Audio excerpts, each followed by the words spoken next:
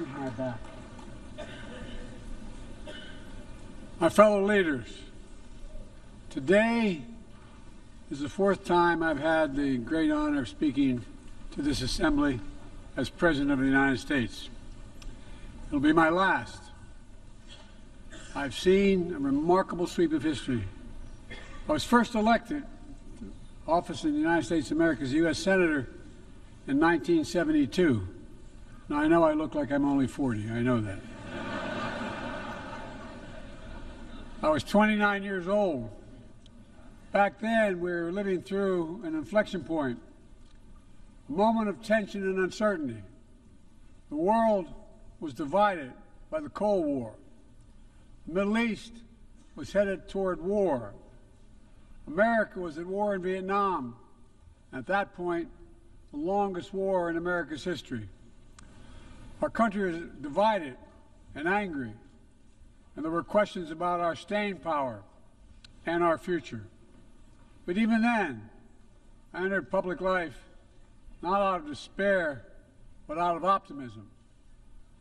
The United States and the world got through that moment. It wasn't easy or simple without significant setbacks. But we go on to reduce the threat of nuclear weapons through arms control, and then go on to bring the Cold War itself to an end. Israel and Egypt went to war, but then forged a historic peace. We ended the war in Vietnam. The last year in Hanoi, I met with the Vietnamese leadership. We elevated our partnership to the highest level. It's a testament to the resilience of the human spirit and the capacity for reconciliation. That today the United States and Vietnam are partners and friends. And it's proof that even from the horrors of war, there's a way forward. Things can get better. We should never forget that. I've seen that throughout my career. In the 1980s, I spoke out against apartheid in South Africa. And then I watched the racist regime fall. In the 1990s, I worked to hold Milosevic accountable for war crimes. He was held accountable. At home, I wrote and passed the Violence Against Women Act to end the scourge of violence against women and girls, not only in America, but across the world, as many of you have as well. But we have so much more to do, especially against rape and sexual violence as weapons of war and terror. We were attacked on 9/11 by al-Qaeda and Osama bin Laden. We brought him justice. Then I came to the presidency at another moment of crisis and uncertainty. I believed America had to look forward. New challenges, new threats, new opportunities were in front of us. We needed to put ourselves in a position to see the threats, to deal with the challenges, and to seize the opportunities as well. We need to end the era of war that began on 9/11. As Vice President to President Obama, he asked me to work to wind down the military operations in Iraq, and we did, painful as it was. When I came to office as President, Afghanistan had replaced Vietnam as America's longest war. I was determined to end it, and I did. It was a hard decision, but the right decision. 4 American presidents had faced that decision, but I was determined not to leave it to the 5th. It was a decision accompanied by tragedy. 13 brave Americans lost their lives, along with hundreds of Afghans in a suicide bomb. I think those lost lives, I think of them every day. I think of all the 2,461 U.S. military deaths over a long 20 years of that war. 20,744 American servicemen wounded in action. I think of their service, their sacrifice, and their heroism. I know other countries lost their own men and women fighting alongside us. We honor their sacrifices as well. To face the future, I was also determined to rebuild my country's alliances and partnerships to a level not previously seen.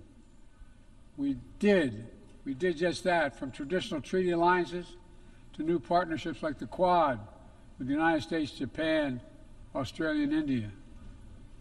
I know many look at the world today and see difficulties and react with despair. but I do not. I won't. As leaders, we don't have the luxury. I recognize the challenges from Ukraine to Gaza to Sudan and beyond.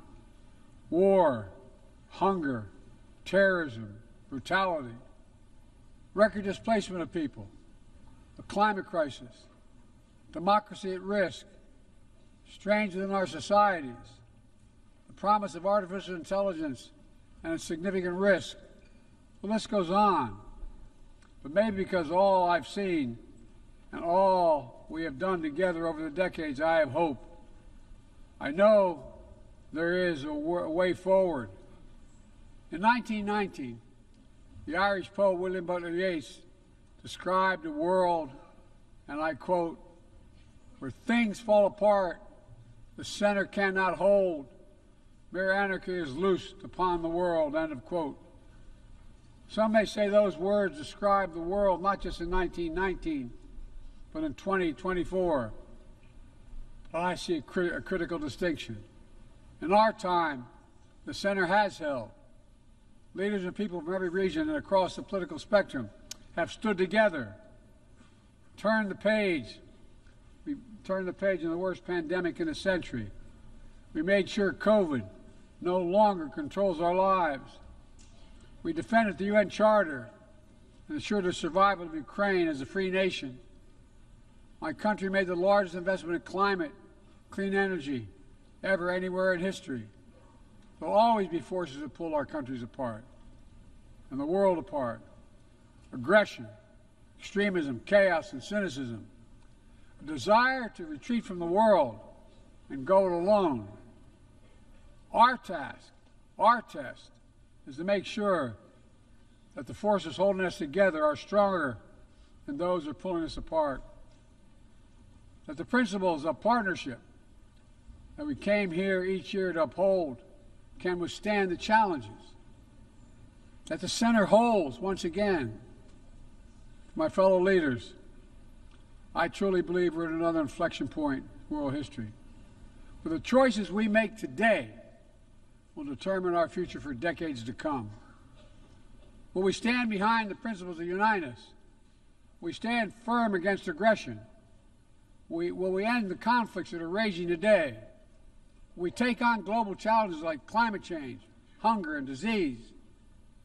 Will we plan now for the opportunities and risk of a revolutionary new technologies? I want to talk today about each of these decisions and the actions, in my view, we must take. To start, each of us in this body has made a commitment to the principles of the UN Charter to stand up against aggression. When Russia invaded Ukraine, we could have stood by and merely protested. But Vice President Harris and I understood that that was an assault on everything this institution was supposed to stand for. And so, my direction, America stepped into the breach, providing massive security and economic and humanitarian assistance. Our NATO allies and partners in 50-plus nations stood up as well. But most importantly, the Ukrainian people stood up. I asked the people of this chamber to stand up for them. The good news is Putin's war has failed and at his core aim. He set out to destroy Ukraine, but Ukraine is still free. He set out to weaken NATO, but NATO is bigger, stronger, and more united than ever before, with 2 new members, Finland and Sweden. But we cannot let up. The world now has another choice to make. Will we sustain our support to help Ukraine win this war and preserve its freedom, or walk away and let aggression be renewed and a nation be destroyed? I know my answer. We cannot grow weary. We cannot look away. And we will not let up on our support for Ukraine. Not until Ukraine wins a just and durable peace in the UN Charter.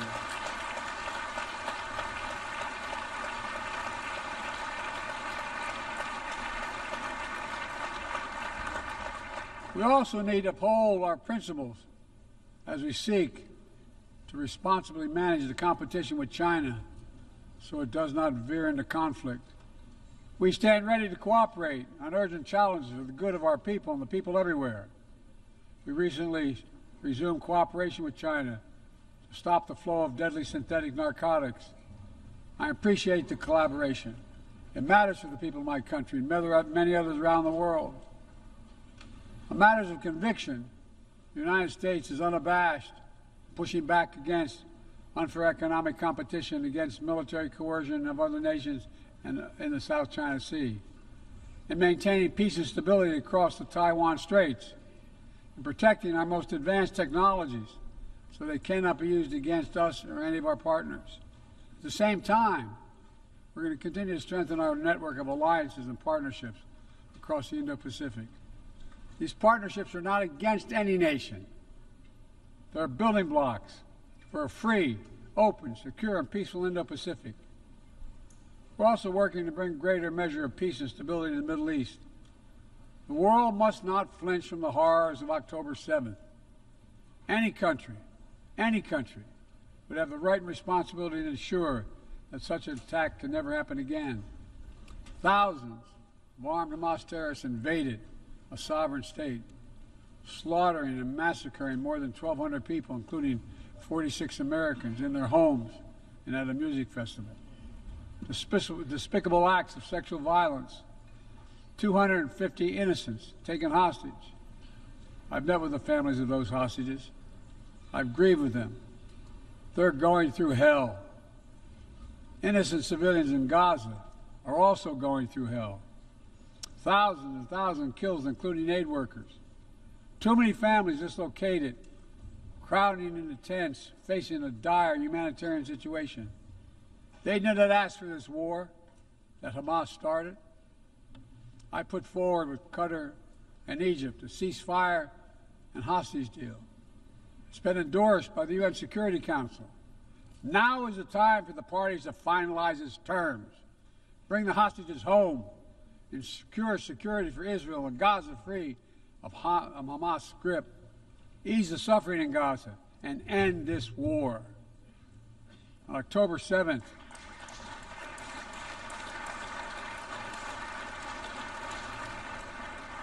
since October 7th, we've also been determined to prevent a wider war that engulfs the entire region. Hezbollah, unprovoked, joined the October 7th attack, launching rockets into Israel. Almost a year later, too many on each side of the Israeli-Lebanon border remain displaced. A full-scale war is not in anyone's interest. Even if the situation has escalated, a diplomatic solution is still possible. In fact, it remains the only path to lasting security to allow the residents from both countries to return to their homes and the border safely. And that's what we're working tirelessly to achieve. As we look ahead, we must also address the rise of violence against innocent Palestinians on the West Bank and set the conditions for a better future, including a two-state solution where Israel enjoys security and peace and full recognition and normalized relations with all its neighbors, where Palestinians live in security, dignity, and self-determination in a state of their own.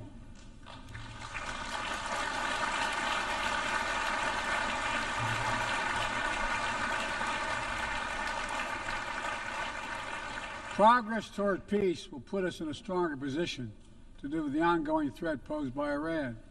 Together we must deny oxygen to its terrorist proxies, which have called for more October 7th and ensure that Iran will never, ever obtain a nuclear weapon. Gaza is not the only conflict that deserves our outrage. In Sudan, a bloody civil war unleashed one of the world's worst humanitarian crises. 8 million on the brink of famine. Hundreds of thousands already there. Atrocities in Darfur and elsewhere. The United States has led the world in providing humanitarian aid to Sudan. And with our partners, we've led diplomatic talks to try to silence the guns and avert a wider famine. The world needs to stop arming the generals, to speak with one voice and tell them, stop tearing your country apart, stop blocking aid to the Sudanese people, end this war now.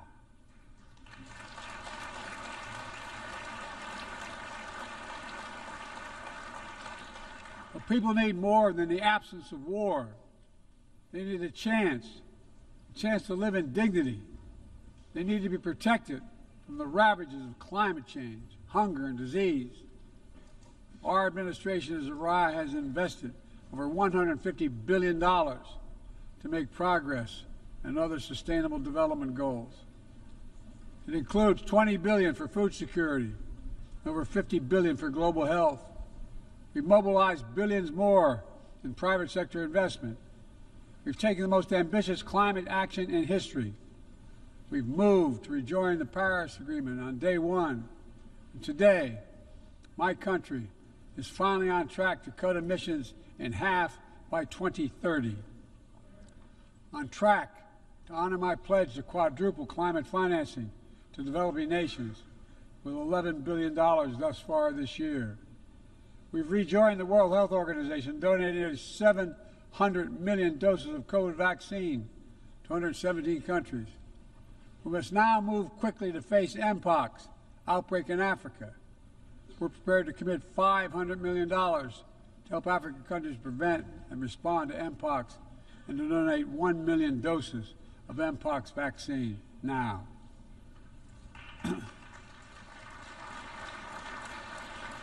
We call on our partners to match our pledge and make this a billion-dollar commitment to the people of Africa.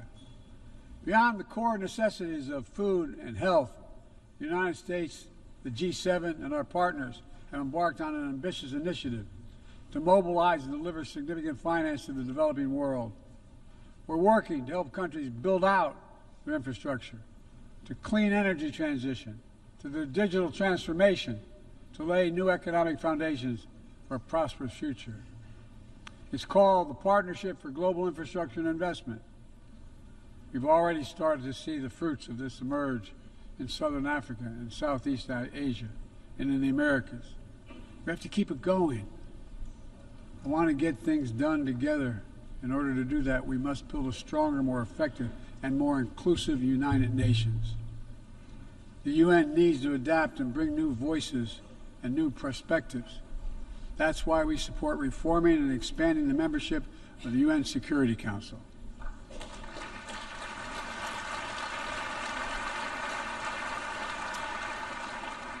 My UN ambassador just laid out our detailed vision to reflect today's world, not yesterday's.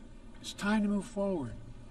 The Security Council, like the UN itself, needs to go back to the job of making peace, of brokering deals to end wars and suffering.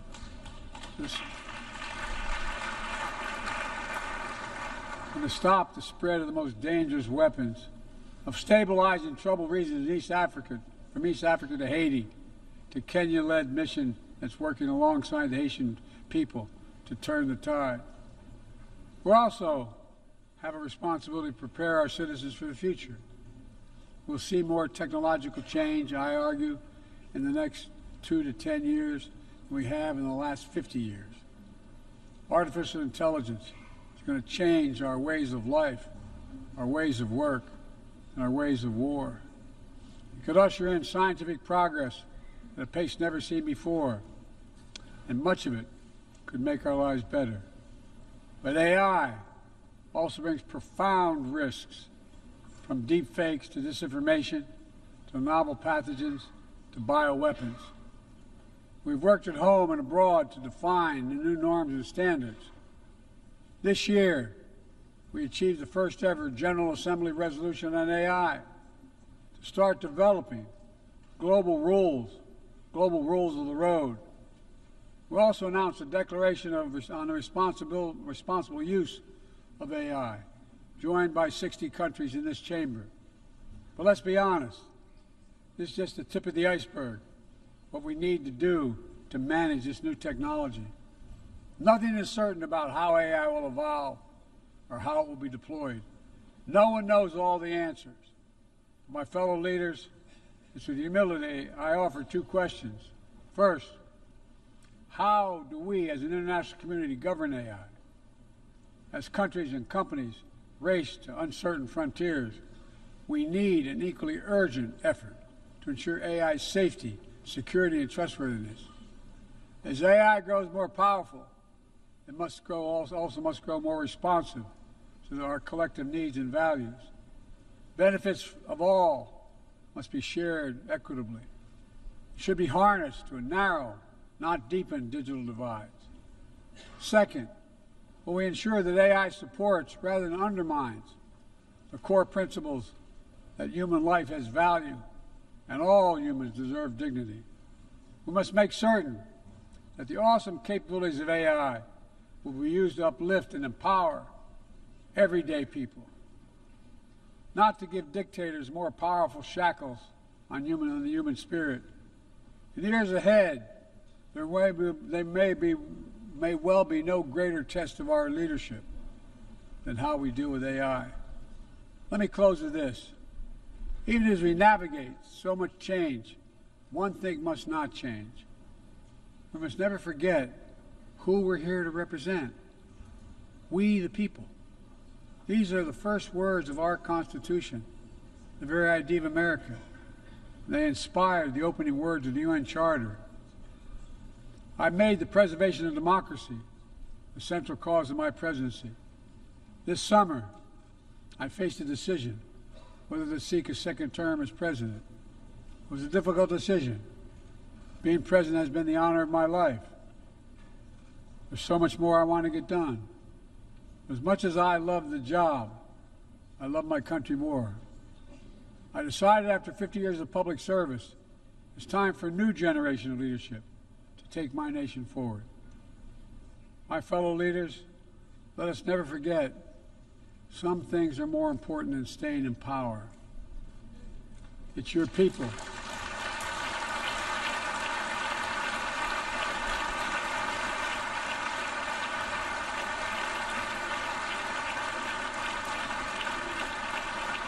It's your people that matter the most. Never forget, we are here to serve the people, not the other way around.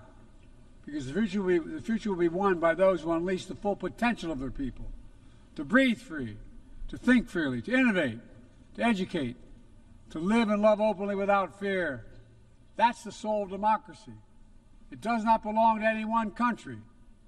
I've seen it all around the world, in the brave men and women who ended apartheid, brought down the Berlin Wall, fight today for freedom and justice and dignity. We saw it, that universal yearning for rights and freedom in Venezuela, where millions cast their vote for change that hadn't been recognized. But it can't be denied. The world knows the truth. We saw in Uganda LGBT activists demanding safety and recognition of their common humanity. We've seen citizens across the world peacefully choosing their future, from Ghana to India to South Korea, nations representing 1/4 of humanity who will hold elections this year alone. It's remarkable, the power of we the people, that makes me more optimistic about the future than I've ever been. Since I was first elected to the United States Senate in 1972, every age faces its challenges. I saw it as a young man. I see it today. But we are stronger than we think. We're stronger together than alone. And what the people call impossible is just an illusion. Nelson Mandela taught us, and I quote, "It always seems impossible until it's done." It always seems impossible until it's done. My fellow leaders, there is nothing that's beyond our capacity if we work together. Let's work together. God bless you all, and may God protect all those who seek peace. Thank you.